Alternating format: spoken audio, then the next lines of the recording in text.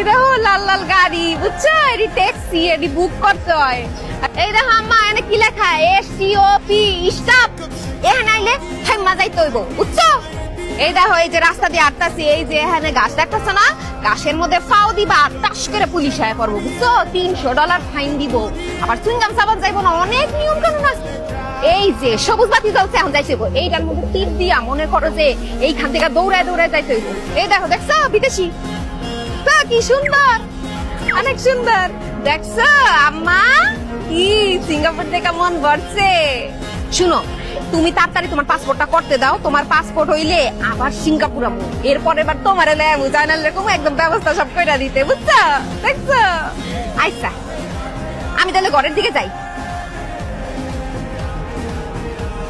তোমারে বাসার মধ্যে দেখাইতেছিলাম, তোমার বাইরে দেখানোর তো ইচ্ছা কে? হ্যাঁ, তোমার বাইরে তো আমি আড়াই গেছি, আমি কই যাবো এখন?